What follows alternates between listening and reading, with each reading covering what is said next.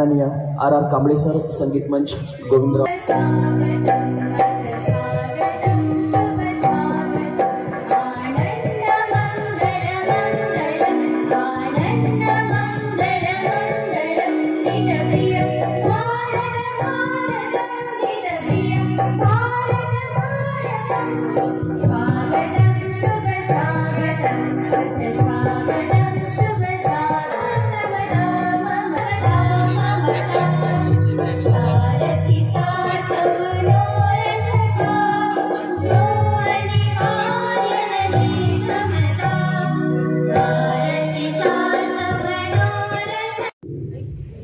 Govindrao high school व junior college इचलकरंजीच्या 98व्या वार्षिक पारितोषिक वितरण समारंभाचे प्रमुख पाहुणे हास्य सम्राट व कथाकथनकार माननीय श्री संभाजीराव यादव साहेब, बँक ऑफ इंडियाचे मॅनेजर। 2024-25चा 98वा क्रीडा अहवाल मांडण्यासाठी मी आपल्या सर्वांसमोर उभी आहे। गोविंदराव हायस्कूल व ज्युनियर कॉलेजच्या 98व्या वार्षिक पारितोषिक वितरण समारंभासाठी उपस्थित प्रमुख पाहुणे माननीय श्री संभाजीराव। उपस्थित मान्यवरांचा परिचय आपल्यासमोर येत आहे। आज या कार्यक्रम ज्यांच्या अध्यक्षतेखाली संपन्न होते ते इचलकरंजीचे ज्येष्ठ नेते, माजी नगराध्यक्ष, शिक्षण मंडळाचे माजी सभापती, यशवंतचे चेअरमन आणि सर्व सामाजिक राजकीय क्षेत्रातले एक वंदनीय आणि अतुलनीय व्यक्तिमत्व, आपल्या संस्थेचे ट्रस्टी आदरणीय अहमदभाई मुजावर, संस्थेचे विश्वस्त आदरणीय नूतन विश्वस्त सुरेंद्रजी बांगड साहेब, आज जाणार यादव साहेबांना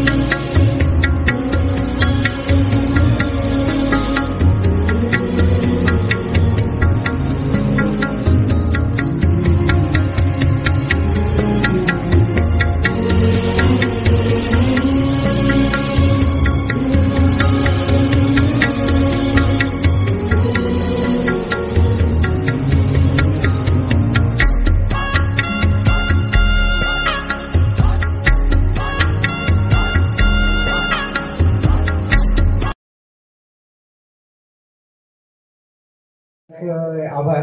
कारण की अशा मी माहितीच माझ्या ग्रॅज्युएट आपल्या शाळेत SSC झाल्यावर 10वी नंतर पहिल्यांदा दुसऱ्या कुठल्या शाळेत येतोय। इनफॅक्ट पहिल्यांदाच कुठल्या अशा समारंभासाठी येतोय। So I am quiet nervous. So थोडंफार काही वर खाली झालं तर समजून घ्या। आणि दुसरी गोष्ट म्हणजे मी तुमचा जास्त वेळ घेणार नाही, कारण की कांबळे साहेबांनी आता त्याचा कॅप्टन होता, ज्याने आजपर्यंत आपल्याला एवढ्या ट्रॉफीज दिल्या, जो आता जगातला नंबर 1 खेळाडू आहे। तुम्हाला सगळ्यांना माहिती आहे, काही वर्षांपूर्वी ज्या वेळेला त्याचं करिअर सुरू झालं त्यावेळेला तो असा नव्हता जो आज आहे। मी माईक टेस्ट करतोय, त्याच्या बोटात माझं लय काय आपल्याला आहे, त्यांनी एकदा लावावं साऊंड आणि बाजूला व्हावं, कारण त्यांचं बोट जर तिथं कुठं लागलं तर ते मला लईच मोठ्या गुडगुल्या करून जाते। आपण साऊंड ओके आहे का बघूया ना।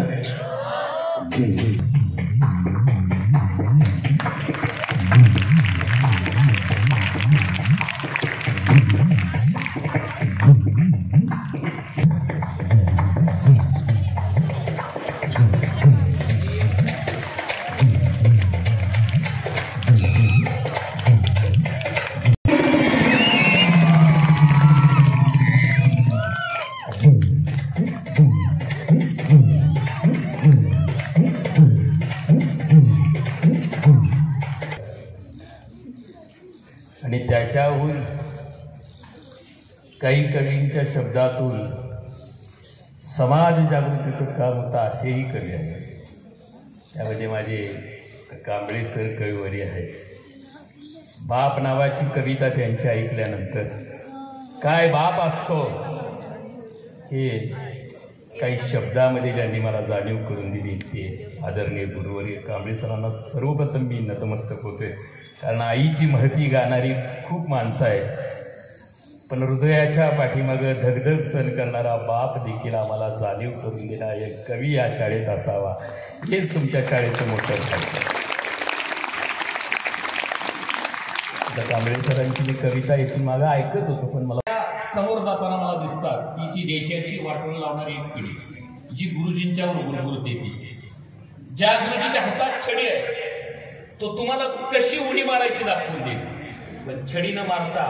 मी बसलेला असताना सुद्धा एकदा मी म्हटलं त्यांना, सर मला पण जरा मारीत जा, मला अधिक हुशार व्हायचं आहे, तुम्ही मला मारत नाही सर, मार पाहिजे एकदा छडी मारा, उद्याच्या परत 30 पर्यंतची पाळी पाठवली सर, एकदा मारा छडी.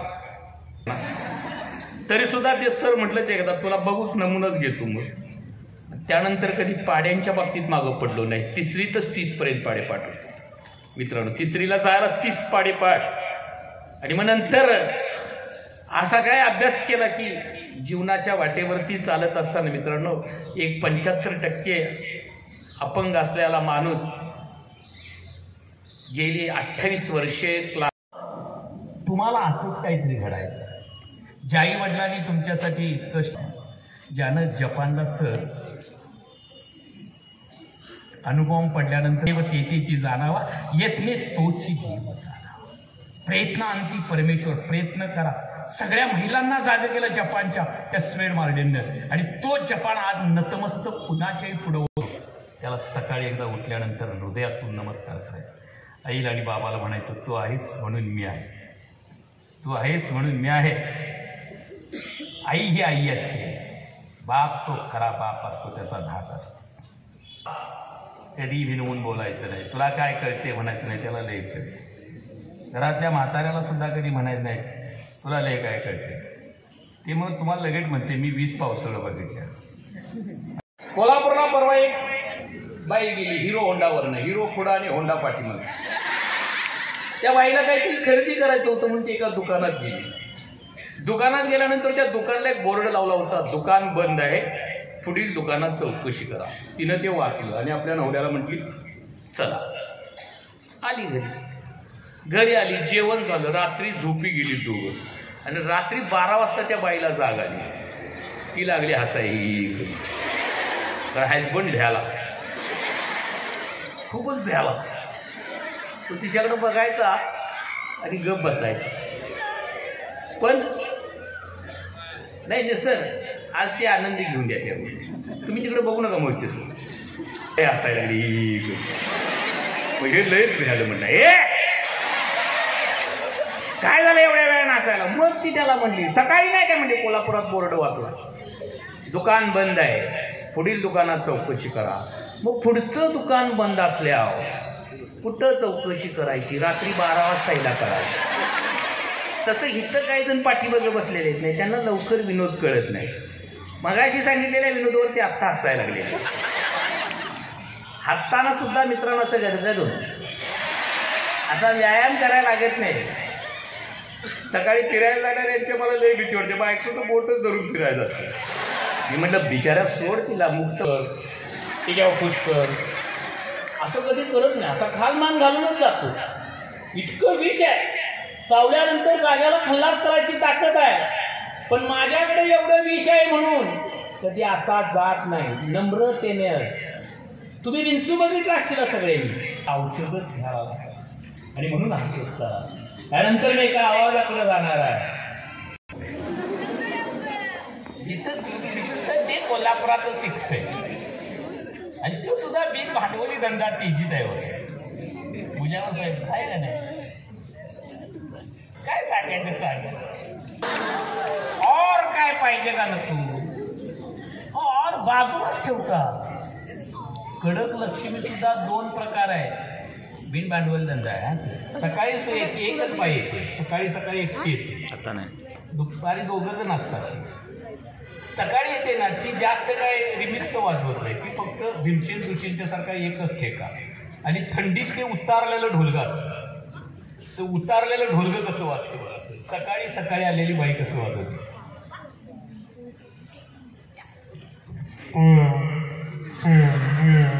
आज हाय का बघितलं व्यवस्थित सर. सकाळी सकाळी असं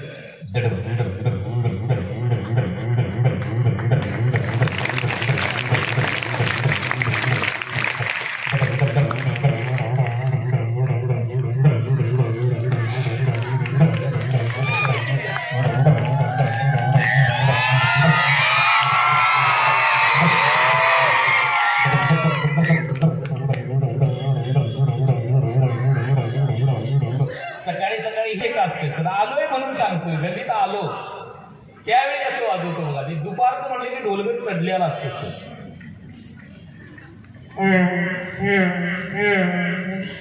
इको आहे का सर? इको नाही ना. इको अजून गल्लीत यायचा आहे. मोठी सर तो यायचा आहे. आता गल्लीत पाय टाकला बघा.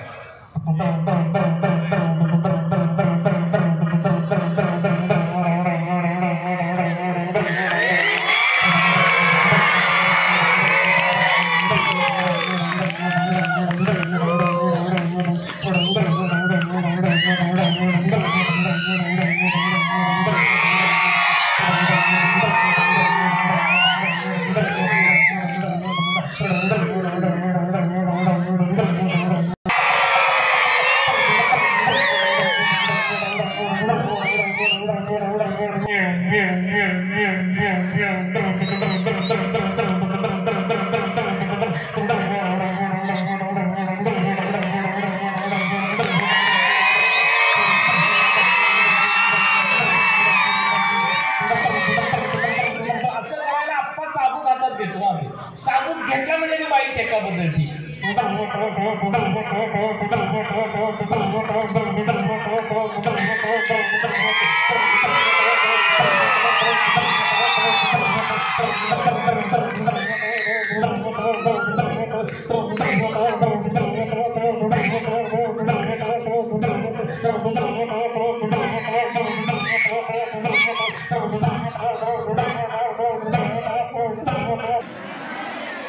कितने आदमी तेरे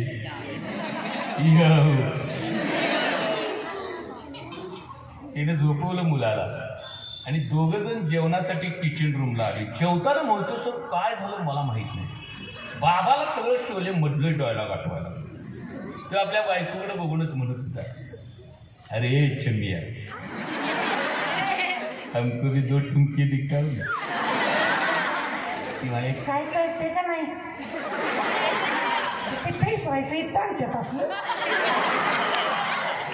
परत म्हटले चमिया हमको 2-4 ठुमके दिखाओ. 2 वरनं 4 म्हणलं. तसं झोपल्याला पोरगा आत जागा झालं आणि आतनं म्हणालं, ए बसंती इस कुत्ते के सामने मत ना.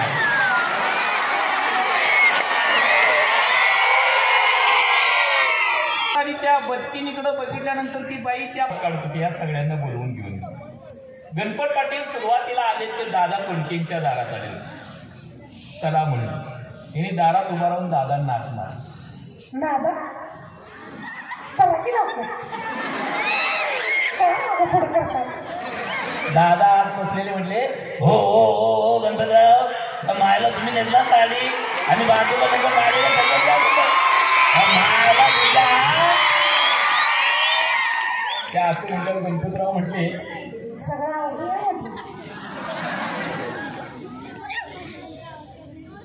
सगळ्यांनी आवरलेली निघाली.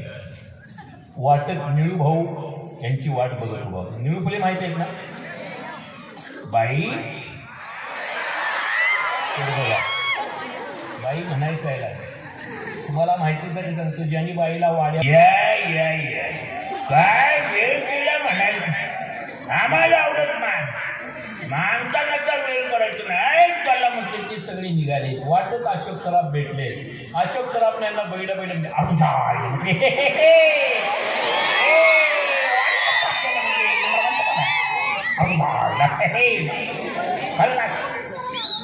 त्या असं म्हटलं. गणपतराव म्हटले निघाली. नदीच्या काठाला आली. नाव चालवायला अमिताभ बच्चन बसले. यांना बघितल्याच अमिताभ बच्चन म्हणाले, अरे रिश्ते में तो हम तुम्हारे बाप लगते हैं, लेकिन हमारी शिक्षा ते असं म्हटलं गणपतराव म्हटले, हे बाबा बाप लागजा नाही तर आई लागजा. सोड म्हणजे जा. ही पलीकडे गेली. पलीकडे यांच्या स्वागतासाठी अमीन सयानी आलेली. बिनाका सुपरस्टार सर अमीन सयानीने यांना पाहिलं आणि अमीन सयानी म्हणायला लागले होते, सगळ्या शिक्षकांच्यासाठी सांगतो, यांनी अमीन सयानींना ऐकलं नाही. अमीन सयानींना त्या या असं म्हटल्या थांबली नाही. त्या मायला तुम्हाला बळवाबळवी करायला सवय हो ना.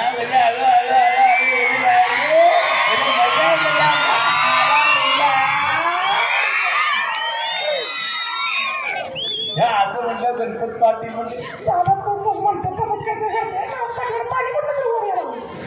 या आईकडे निळूभाऊने ते म्हणले, अरे पाठीमागनं पाणी आले म्हणून झाले काय, पुण्य एक चित्रपट जाते पाणी खाली म्हणजे त्या साधा जाता विनोद मिळतो, फक्त आपण ते टिपले पाहिजे. आवाज किती असतात सर, असाच आणि असा आवाज दत्त सरदेशमुखांचा आवाज. आकाशवाणीचे हे सांगली केंद्र आहे. दुपारचे 12:30 वाजले आहेत. श्रोत्यांच्या मनपसंत गीतांचा कार्यक्रम सुरू होता. सुरुवातीला सुरेश वाडकरांनी, लता मंगेशकर यांनी गायलेलं, राम कदम यांनी संगीतबद्ध केलेलं, जगदीश किवटकर यांच्या गीतातून साकार झालेलं हे आजचे गीत आहे. श्रोते आहेत सगळेच गोविंदराव हायस्कूलचे शिक्षक. या असा